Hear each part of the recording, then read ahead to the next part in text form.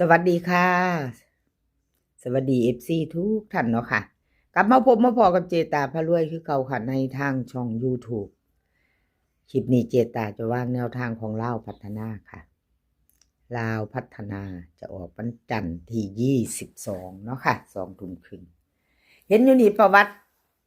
ปอยเป็ดค่ะปอยเป็ด603 3ตัวบน46ล่างของเพิ่นบ่เข้าบ่เดินเนาะค่ะไม่เดินไม่มาก็บ่เป็นหยังเนาะค่ะธรรมดาวันที่17เพิ่นเข้าไปอยู่เด้อค่ะปอยเป็ดมาลุ้นกันใหม่ไปต่อเลขทุกตัวมาวางเพื่อเป็นแนวทางค่ะโปรดใช้วิจารณญาณในการรับชมเป็นอย่างสูงเนาะค่ะเจตาเป็นกำลังใจให้ค่ะปอยเป็ดหลุดไปก็บ่เป็นหยังค่ะเป็นเพียงแนวทางเป็นกำลังใจให้กันและกันเหมือนเดิมกราบขอบบุญขอบคุณปอยเป็ดหลายๆค่ะที่ให้แนวทางมาวางทางช่องของเจตาเนาะค่ะเพิ่นก็ให้มาตลอดเนาะกราบขอบพระคุณเป็นอย่างสูงค่ะเฮามาลุ้นกันใหม่แล้วก็ไปต่อกับปอยเป็ดเนาะวันที่22ค่ะวันที่22มาไปใหม่ไปต่อมีเขามีรุดค่ะบ่เป็นหยังแนวทางเนาะค่ะเป็นเพียงแนวทางเนาะมาแล้วค่ะหน่อยๆเน้นๆเจาะๆวิ่งรูดค่ะวิ่งรูดเพิ่นให้4ตัวเดียว4ตัวเดียววิ่งรูดของปอยเป็ด2ตัว3หางค่ะ45 49 48เน้นหมดทั้ง3หางเนาะค่ะ45 49 48เด่นเท่ากันเน้นเท่ากันตัวเน้นเพิ่นเนาะค่ะตัวเน้นเพิ่น3หางค่ะไปกลับก็จะ6หางเนาะ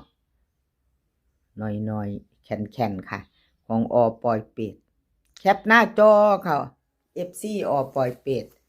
แคปหน้าจอไว้แล้วก็ไปต่อกันวันจันทร์เนาะค่ะ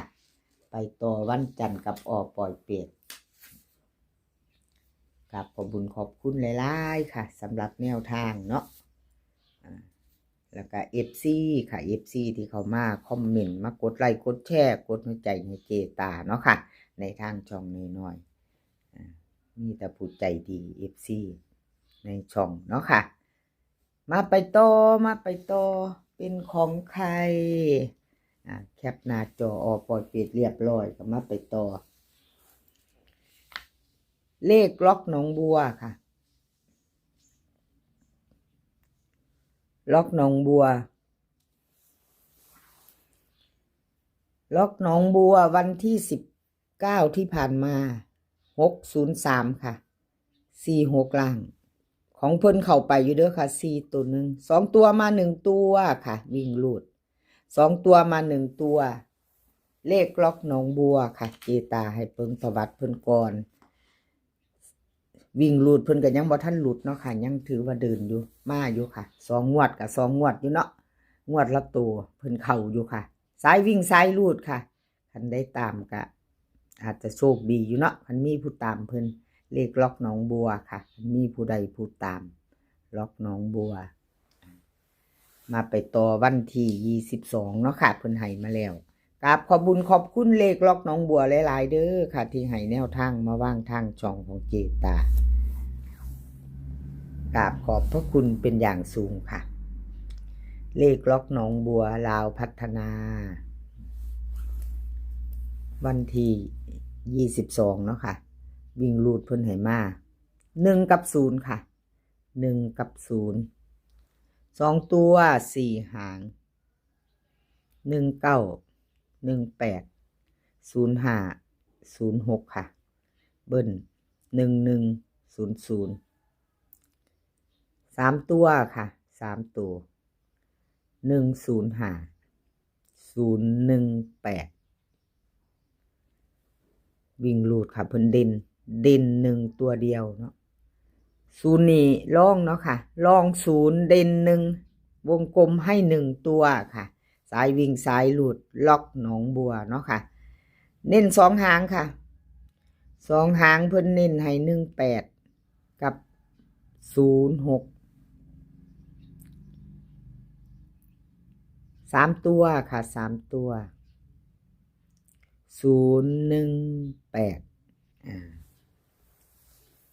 ครับขอบคุญขอบคุณเลขล็อกหนองบัวค่ะที่ให้แนวทางมาวางทางช่องเนาะมี FC มีปวนเพิ่นนั่นท่วงเจตาเนาะพี่น้องอันอย่าอ่านเร็วหลายเจตาว่าซั่นอ่านเร็วแล้วก็อ่านผิดอ่านซ่าๆก็ได้ดอกว่าซั่นว่าหัวจังน้อยเด้อเด้อพี่น้องบ่ต้องอ่านเร็วดอกอันอ่านผิดแต่อ่านซ่าก็อ่านผิดอยู่ว่าซั่นอ่านซ่าๆก็ได้ดอกว่าซั่นแม่นบ่พี่น้อง ก็สิแม่นเนาะนั่นแหล้วเนาะก็แม่นอยู่ดอกค่ะกราบขอบคุญขอบคุณหลายๆที่คอมเมนต์เข้ามาเนาะที่บอกเข้ามาเนาะค่ะที่บอกเข้ามาซ่าๆเนี่ยก็ได้ดอกว่าซั่น ย่านบ่ทันใจ FC บ่อ่านผิดอ่านถูกบ่พี่น้องเลขล็อกหนองบัวค่ะเอาแคปหน้าจอเราไปต่อค่ะเราไปต่อใครจะตามต่อของไผก็แคปหน้าจอไว้เนาะค่ะรับสายด่วนค่ะนี่รับสายด่วนรับสายด่วนวันที่19ที่ผ่านมา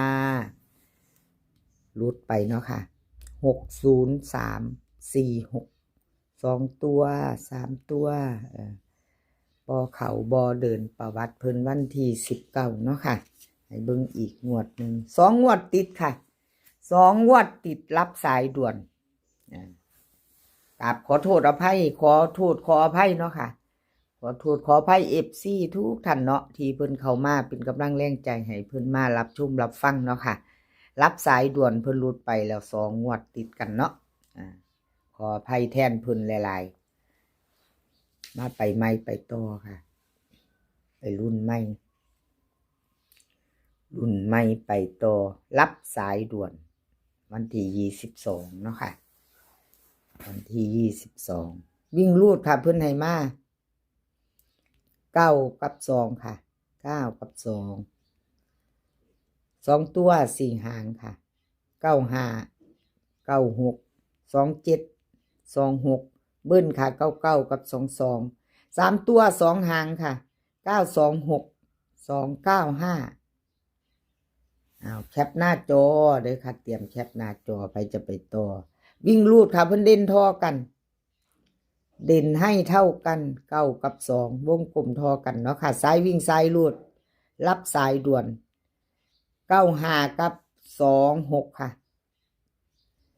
เพิ่นเน้นให้2 หาง2 ตัว2 หางค่ะ25กับ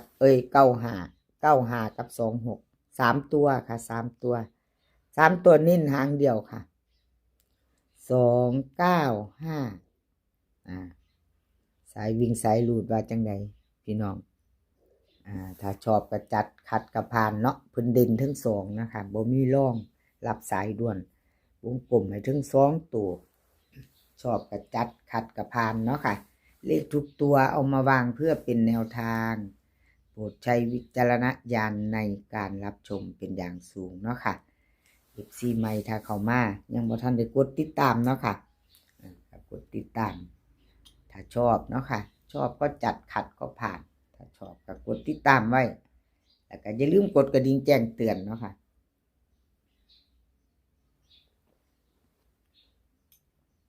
กดกระดิ่งแจ้งเตือนจะได้บ่พลาดคลิปใหม่ๆของเจตาลุงปุ๊บเห็นปั๊บนะคะ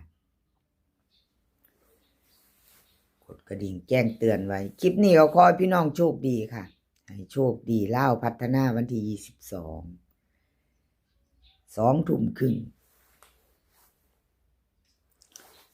รับสายด่วน2 ทุ่มครึ่งเนาะค่ะไปรุ่นกันต่อวันที่22คลิปนี้ขอให้พี่น้องโชคดีค่ะขอให้มีความสุขขอให้สุขภาพแข็งแรงกันทุกคนค่ะสุขภาพย่อมมาก่อนเสมอเนาะค่ะเข้าหน้าหนาวแล้วบางมื้อก็ล่มเนาะพี่น้องล่มเอาหนาวมาส่งดูแลสุขภาพกันเดินทางไปไสก็ขอให้ปลอดภัยค่ะเดินทางไปขอให้มีโชคกลับมาขอให้มีชัยคลิปหน้าพ่อกันไหมค่ะ คลิปนี้ก็สวัสดีค่ะ